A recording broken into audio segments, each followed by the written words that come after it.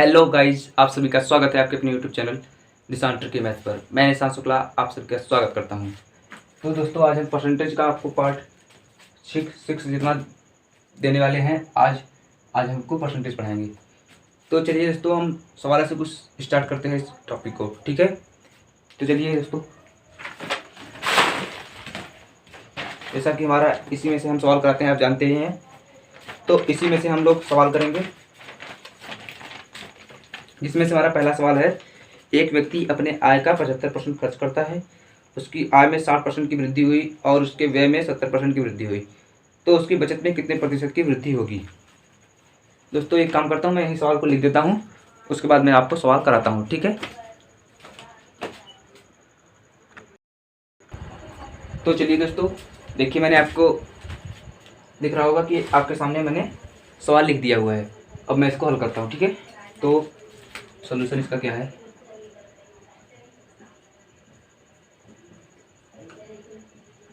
ठीक है, इसका सोल्यूशन क्या होगा। तो दोस्तों, मैं आपको बता दूं, इस सवाल को करने का कम से कम मेरे पास तो 5 तरीके हैं, पर मैं आपको यहाँ पर 3 तरीके बताऊंगा, जो कि द बेस्ट तरीके होंगे, जो आपको समझ में भी आएंगे और एग्जाम में जल्दी आंसर आ जाएगा उससे। तो मैं आपको 3 तरीके बताऊंगा, उसमें से जो अच्छा लगे आपको, आप उससे करिएगा।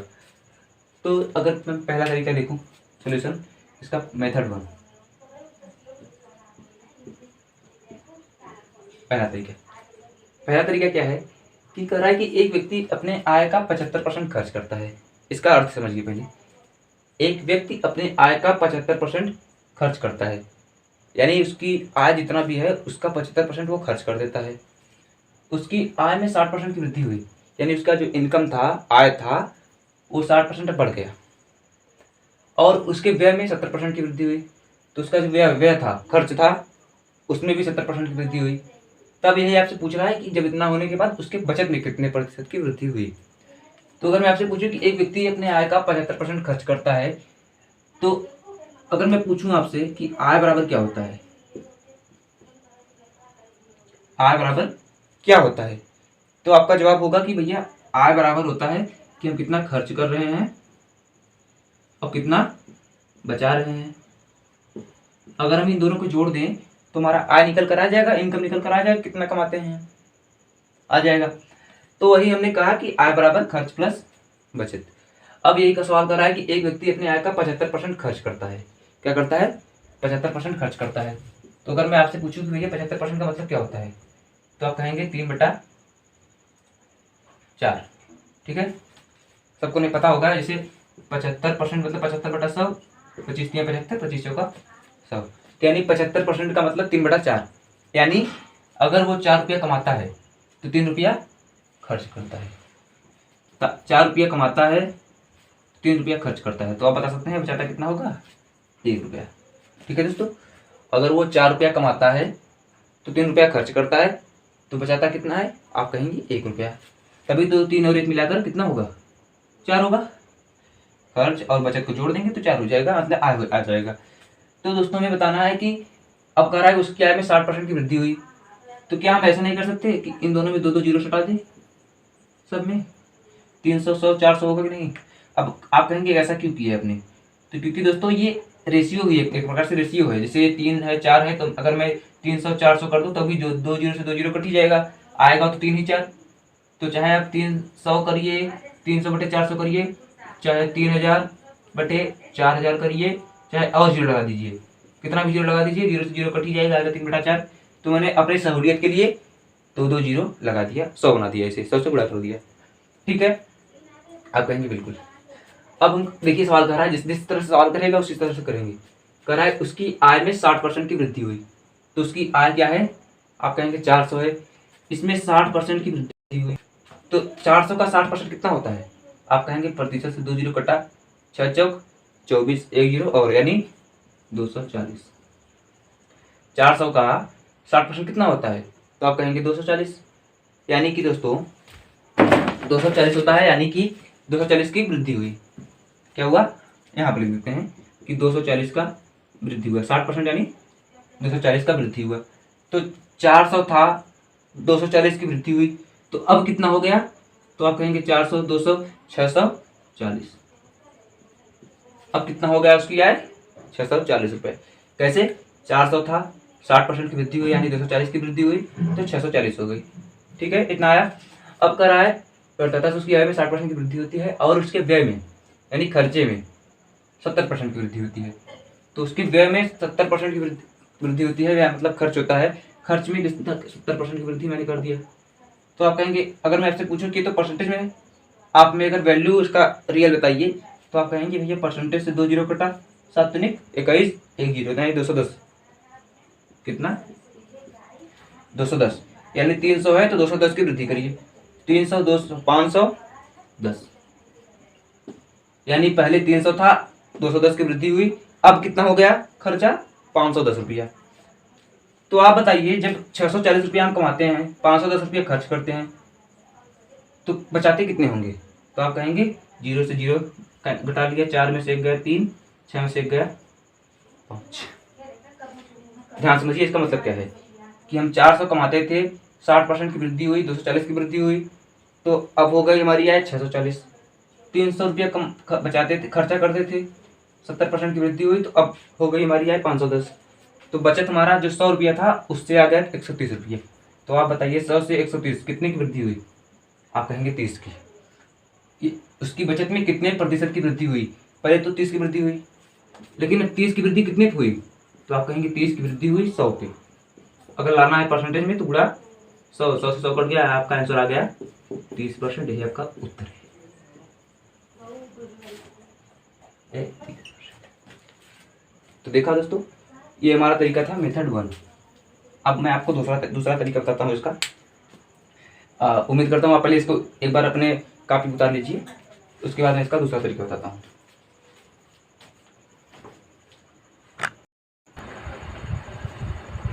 तो चलिए दोस्तों, अब इसका देखते हैं हम मेथड 2।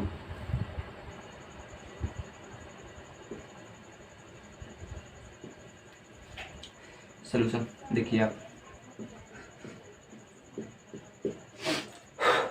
चलिए दोस्तों, मैंने आपको पहला तरीका इस सवाल को बता दिया।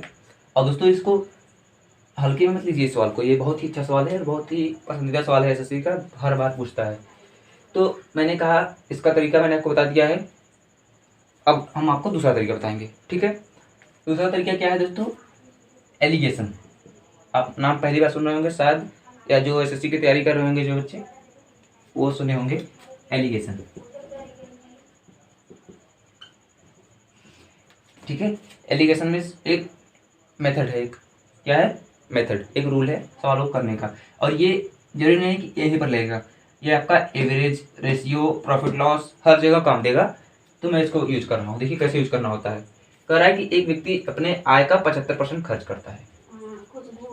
75% खर्च करता है, यानी अगर वो 100 रुपया कमाता है तो 75 रुपया खर्च करता है, तो बचाता कितना है?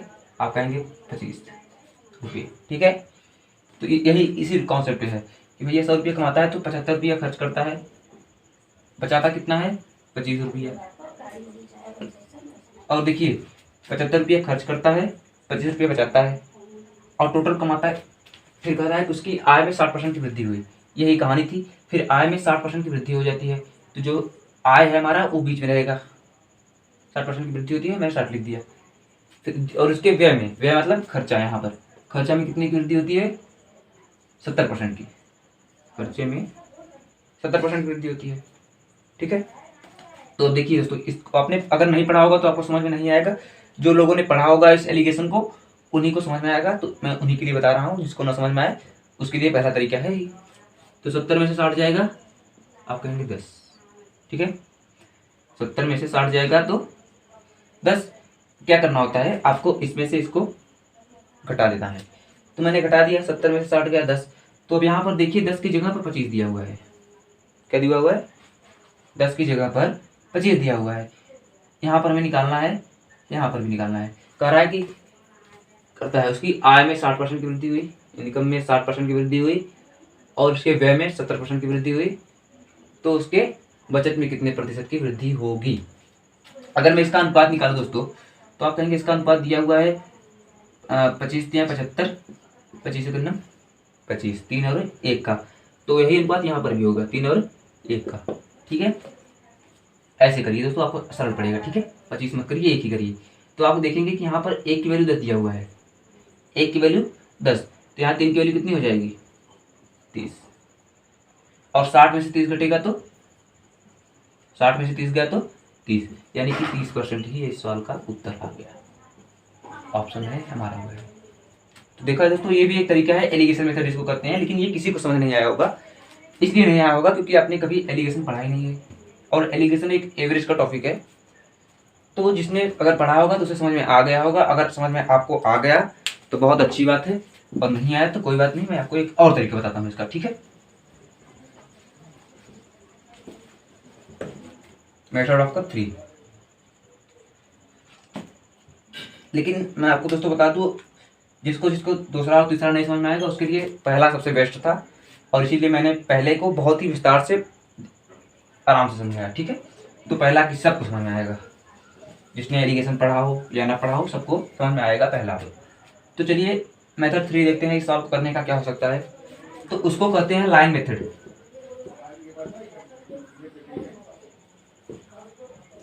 इस मेथड का नाम है लाइन मेथड। क्या है लाइन मेथड? कि भाई देखिए, ये कह रहा है कि एक व्यक्ति अपने आय का 75% खर्च करता है। क्या करता है? 75% खर्च करता है। तो आप एक लाइन बना लीजिए। पहले आप बताइए 75% का मतलब क्या होता है? तो आप कहेंगे 75% का मतलब होता है जी 3/4।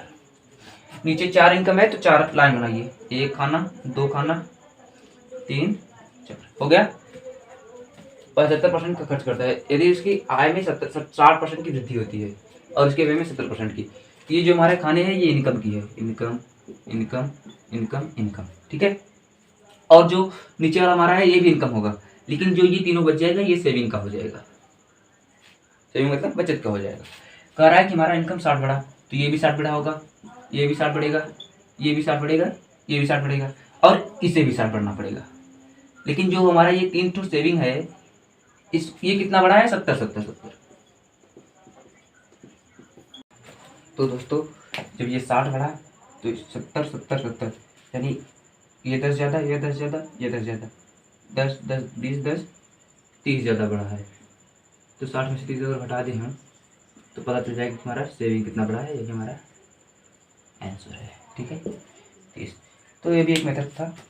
तो मैंने आपको तीनों मेथड बता दिया। इसमें सबसे पहला मेथड वो सबसे बेस्ट रहेगा आपके लिए, और दूसरा मेथड भी बेस्ट रहेगा तब जब उसमें देखिए इसमें 75 60 70 दिया हुआ था, तो मैंने पहला मेथड दूसरा तीसरा सब सरल पड़ा। लेकिन अगर आपको ऐसे दिया होता 33 सही 1/3, 16 सही 2/3, तब उसके लिए हमें लाइन मेथड ये वाला या वही एलिगेशन मेथड सबसे बेस्ट पड़ेगा। तो चलिए एक और सवाल लेता हूँ मैं इस टाइप का, उसके बाद मैं वीडियो को द एंड कर दूंगा, ठीक है। तो चलिए एक सवाल और लेते हैं। तो दोस्तों आपके सामने दूसरा सवाल है हमारा आज की क्लास का, बहुत ही अच्छा सवाल है और ये हमारा इस क्लास का लास्ट सवाल है। कह रहा है कि ऋचा के परिवार में खर्च और बचत का अनुपात 5:3, लेकिन उसके खर्चे में 60% की वृद्धि होती है और आय में केवल 25% की वृद्धि होती है। अच्छा, इस प्रकार बचत में 3500 रुपये की कमी हुई, तो ऋचा के परिवार की बढ़ी हुई आय ज्ञात करें। यानी ऋचा की आय कितनी बढ़ी ये ज्ञात करना है रुपये में, ठीक है। तो चलिए हम दोस्तों इस सवाल को स्टार्ट करते हैं। देखिए कैसे होगा ये सवाल, ठीक है। सोल्यूशन हमारा कह रहा है कि ऋचा के परिवार की खर्च और बचत का अनुपात 5:3 है। आय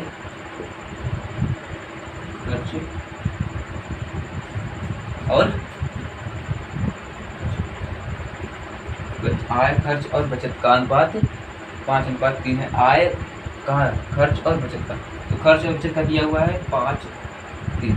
तो बताइए आय कितना होगा? तो आप कहेंगे 8 होगा, बिल्कुल 5 और 3 8, खर्चा 5 बचत 3 मिलाकर आय हमारा 8।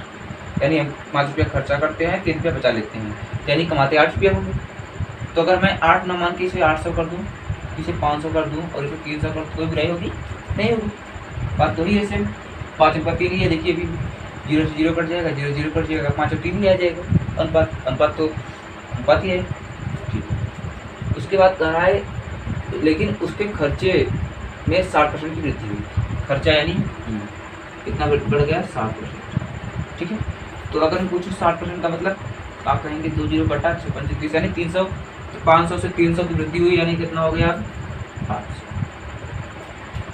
और आय में केवल 25% की वृद्धि होती है। आय में हमारे केवल 25% की वृद्धि होती है।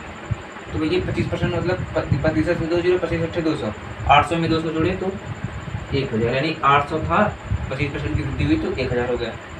ठीक है, तो बता सकते हैं कि बचत में कितने की वृद्धि हुई होगी। तो आप कहेंगे 800 ये है, यहाँ पर कितना होगा 1000 आएगा, तो आप कहेंगे 200, यानी 300 सॉरी दोस्तों, तो 200 की वृद्धि होगी यानी कि 200 हो जाएगा, यानी कि 100 की कमी आ जाएगी। तो यहाँ पर कमी होगी, वृद्धि में कमी हो जाएगी। 300 है, 100 की कमी हो जाएगी, 200 हो जाएगी। देखिए कमी दिया हुआ होगा। इस प्रकार उसकी बचत में 35 रुपये की कमी हुई, कमी है ना, तो यानी कमी हो गई 100 रुपये की। तो यानी अब हमारा बचत कितना है 200, और हम कह रहे हैं कि हमारा बचत 200 है, और यहाँ पर सवाल क्या कर रहा है, इस प्रकार बचत में 35 रुपये की कमी हुई। ठीक है, हमारा 300 था 200 हो गया, तो कमी हमारा हुआ, हम कह रहे हैं 100 रुपये की। हम क्या कह रहे हैं कि भैया 300 रुपये पहले बचाते थे, अब 200 रुपये ही बचा रहे हैं, यानी हमारी कमी कितनी हुई है बचत, तो हम कहेंगे कि भैया 100 रुपये की। हम कह रहे हैं 100 रुपये की कमी हुई है, और सवाल कर रहा है नहीं 100 रुपये में 35 रुपये की कमी हुई। तो अगर हम एक की वैल्यू निकालना चाहें तो हम कहेंगे कि भैया यहाँ पर 35 से गुणा हो रहा है, 35 से करना 35, 2 जीरो चिपक जा रहा है, यानी 35 से गुणा हो रहा है। फिर पूछा हुआ क्या है, परिवार की बढ़ी हुई आय ज्ञात करें। बढ़ी हुई आय कितना है, बढ़ी हुई 1000, और 1 का मान 35, तो 1000 का मान 35,000। 35 लगाकर 3 जीरो चिपका दिए, हमारा आंसर 35,000, ऑप्शन बी। तो मैं उम्मीद करता हूँ समझ में आया होगा। बहुत ही अच्छा सवाल था।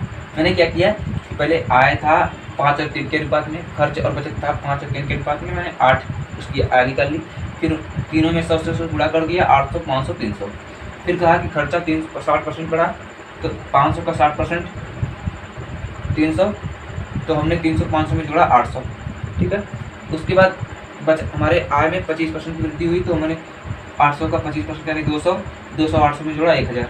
और बचत में पता चल गया कि भैया जब ये 1000 है और ये 800 है तो कितना होगा, तो 200 होगा।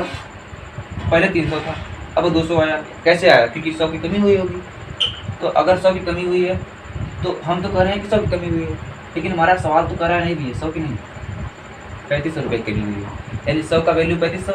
ऐसे समझिए, 100 का मान 3500, तो 1 का मान 3500 बटा 100, 2 जीरो से 2 जीरो कट लिया, 1 का मान कितना आ गया 35। पूछा हुआ क्या है, बढ़ी हुई आय। तो बढ़ी हुई आय हमारा बढ़ी हुई यानी कि बढ़ने के बाद बढ़ने के बाद कितना हुआ है 1000। जब 1 का मान 35, तो 1000 का मान 35 गुणे 1000 कितना आ जाएगा 35,000। अब समझ में आया आपको। अगर ऐसे ना आया हो हमारे शॉर्टकट तरीके से तो ऐसे आ जाएगा। तो यही सब मैंने ना डायरेक्ट कर दिया है, 35,000 हमारा उत्तर आ गया था। तो चलिए दोस्तों, आज की सेवा यहीं तक रखते हैं, और मैं उम्मीद करता हूँ आपको मेरा वीडियो अच्छा लगा हुआ होगा। अगर अच्छा लगे तो वीडियो को लाइक, चैनल को सब्सक्राइब जरूर करिएगा, और फिर मिलते हैं। चलिए बाय बाय।